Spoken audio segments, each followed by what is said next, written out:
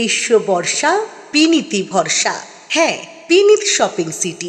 নমস্কার, আপনারা দেখছেন হুগলি আপডেট। আপনাদের সঙ্গে আমি উষা। আসছি খবরে। অবশেষে মমতা ব্যানার্জির বাড়িতে যাওয়ার পথে কুণালের মাথায় ডিম ছুঁড়ে মারল এক যুবক। এবার ডিম কাণ্ডের নাম উঠল তৃণমূল কংগ্রেসের মুখপাত্র কুণাল ঘোষের নাম। কিছুদিন আগে সাংসদ অভিষেক ব্যানার্জিকে ডিম ছুঁড়ে মারা হয়েছিল। তারপর থেকে বিভিন্ন কারণে তৃণমূলের বিভিন্ন স্তরের ব্যক্তিকে পুলিশ গ্রেপ্তার করে। আদালত যাওয়ার পথে ডিম ছোড়া হয়। এবার রাজ্যের প্রাক্তন মুখ্যমন্ত্রী মমতা ব্যানার্জির বাড়ি যাওয়ার পথে কুণাল ঘোষকে ডিম ছুঁড়ে মারে। ডিম গিয়ে মাথায় ফাটে। বিপর্যস্ত হয়ে পড়েন কুণাল ঘোষ।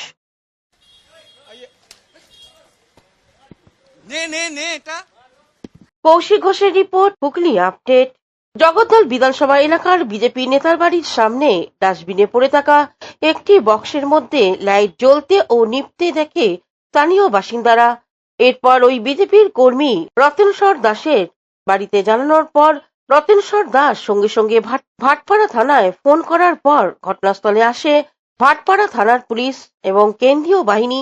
দীর্ঘক্ষণ তদন্ত করার পরে দেখা যায় ওই প্লাস্টিকের মধ্যে থাকা বস্তুটি একটি এলইডি বাল্ব, যেটি জ্বলছে এবং নিভছে। বিজেপি নেতা রতনেশ্বর দাসের অভিযোগ, তৃণমূল শাসিত দুষ্কৃতীরা তাকে ভয় দেখানোর জন্য এমন কাজ করে গেছে। তবে এভাবে তাকে দমিয়ে রাখা যাবে না। এখানে দেখলাম যে এখানে একটা আলো মতন জ্বলছে, আর ওটা দেখে একটু আমরা সবাই সন্দেহ করছি কিসের আলো এখানে ফেলে যাবে কে, সেই জন্য ফোন করা হয়েছে। আমি রাত্রিবেলা আমাকে রত্নেশ্বর দা আমার হাজবেন্ড হয়, উনি আমাকে ফোন করে বলে নিচে নামো এখানে, মানে অ্যাকচুয়ালি আমি 9:40 নাগাদ আমার বাড়ির নিচের অফিস থেকে বেরিয়ে আমি নারায়ণপুর পঞ্চায়েত 31 নম্বর ওয়ার্ডে একটা গুরুত্বপূর্ণ কর্মী সভা করতে গেছিলাম। তো আমি নিজে প্রথম তো দেখিনি, আমি চলে যাওয়ার পরে নাকি আমাকে লোকাল যে দোকানদাররা আছে তাদের মধ্যে গিয়ে একজন আমাকে ফোন করে বলল, তুমি তাড়াতাড়ি আসো, তোমার বাড়ির সামনে একটা টিফিন কারি বক্সের মধ্যে একটা লাইট জ্বলছে অনেকক্ষণ ধরে, কিছু আছে। আমি এলাম, এসে আমি দেখলাম ঠিক আমার বাড়ির গেটের উল্টো দিকে। তো আমি ব্যুরো রিপোর্ট, হুগলি আপডেট। পূর্ব বর্ধমানে জামালপুরে প্রকাশ্যে বিজেপির গোষ্ঠী কন্দল। পূর্ব বর্ধমানে জামালপুরে ফের প্রকাশ্যে এলো বিজেপির গোষ্ঠী কন্দল। সোমবার জামালপুর থানার সামনে পুলিশের গাড়ি আটকে বিক্ষোভে সামিল হন বিজেপির কর্মীরা।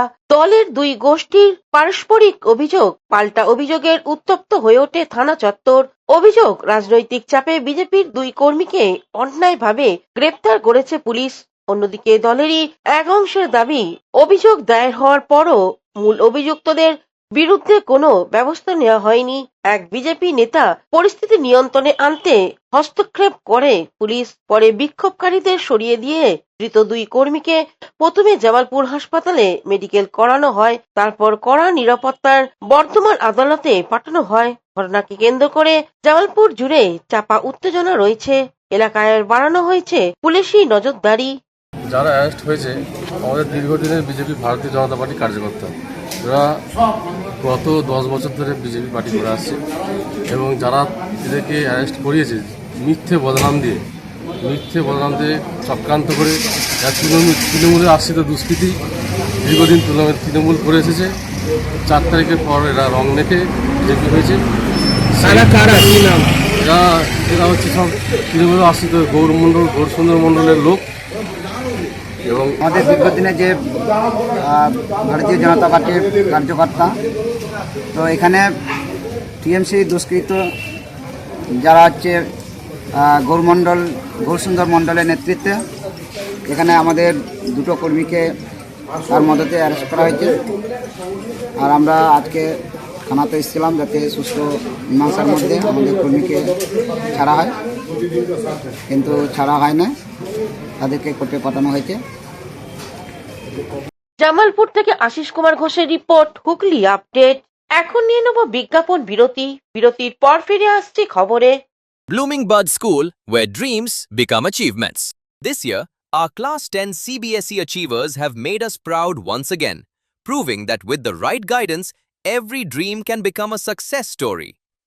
Our 2026 school toppers, the shining stars of Blooming Bud School, whose hard work, dedication, and determination have inspired an entire generation. Now your child can be the next topper. At Blooming Bud School, we don't just prepare students for exams, we prepare them for life. Here's why parents choose us.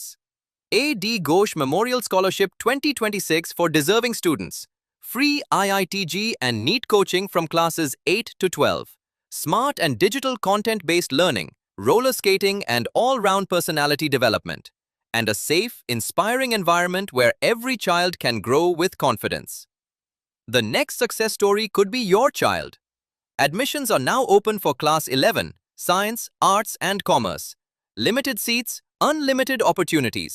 Secure your child's future with Blooming Bud School today. Is a holistic weekend destination for friends, family, and couples and offers magic to soothe your body, mind, and soul.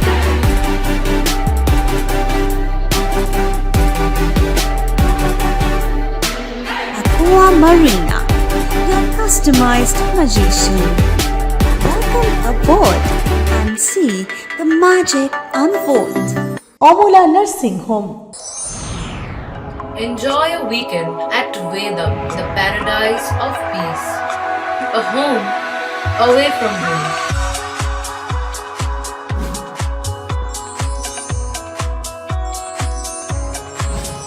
See yourself resonating with the nature. Vedam welcomes you to create your best memories. বিরতির পর ফিরে এলাম খবরে। বঙ্গীয় গ্রন্থাগার আন্দোলনে 4 জন যোদ্ধার স্মরণসভা অনুষ্ঠিত হল।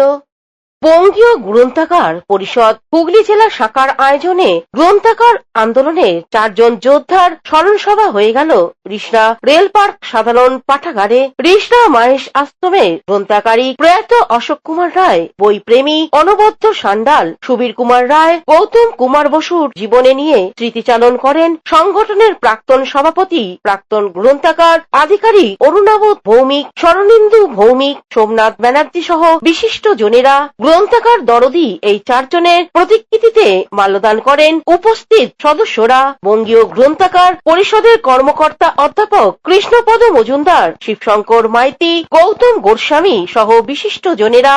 হুগলি থেকে শ্যামল সিনহার রিপোর্ট, হুগলি আপডেট।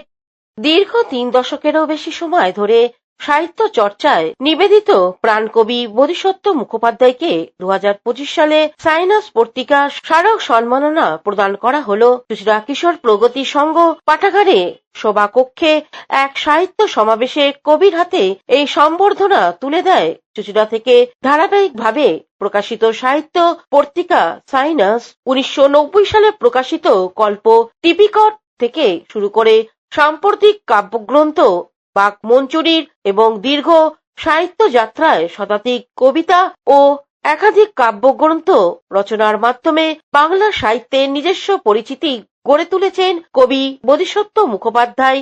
তার এই নিরস সাহিত্য সাধনায় স্বীকৃতি স্বরূপ সাইনাস পত্রিকার গোষ্ঠী পক্ষ থেকে তাকে সম্মানিত করা হয়। অনুষ্ঠানে কবির সাহিত্যকর্ম ও সৃজন ভুবন নিয়ে বিস্তারিত আলোচনা করেন বর্ষীয়ান কবি প্রভাত কুমার মিশ্র এবং কবি অসীম ভট্টাচার্য। তারা বোধিসত্ত্ব মুখোপাধ্যায়ের কবিতার ভাষা, ভাবনা ও সাহিত্যিক অবদান সম্পর্কে আলোকপাত করেন। কবির শৈশব ও শিক্ষা জীবন কেটেছে পান্ডুয়ার বেলুড়গ্রাম এবং মগরায়, তবে তার সাহিত্য চর্চার মূল কেন্দ্র ছিল চুঁচুড়ায়। সেই সূত্রেই সাইনাস পত্রিকার সম্পাদক রাজীব ঘোষ ও সহ সম্পাদিকা মৌসুমী ঘোষ তাকে এই সম্মানের জন্য নির্বাচিত করেন। অনুষ্ঠানে কবির হাতে মানপত্র, স্মারক ও বিভিন্ন উপহার সামগ্রী তুলে দেওয়া হয়। এদিন সহ সম্পাদিকা মৌসুমী ঘোষ সম্মানপত্র পাঠ করে শোনান। মূলত এই জায়গায় আমরা যাদের দেখেছি, যারা দীর্ঘ লেখালেখির জগতে আছেন, কাজ করেছেন, এবং শুধুমাত্র লেখা নয়, আপনারা খেয়াল করে দেখবেন আজকে আমরা সাধারণত আমাদের সম্মাননা অনুষ্ঠানে 2 জন প্রধান বক্তা রাখি, মুখ্য বক্তা রাখি। হুগলি থেকে শ্যামল সিনহা ও আব্দুল গাফারের রিপোর্ট, হুগলি আপডেট। এখনকার মতন খবর এই পর্যন্তই। প্রতিদিন দেখুন হুগলি আপডেট। নমস্কার।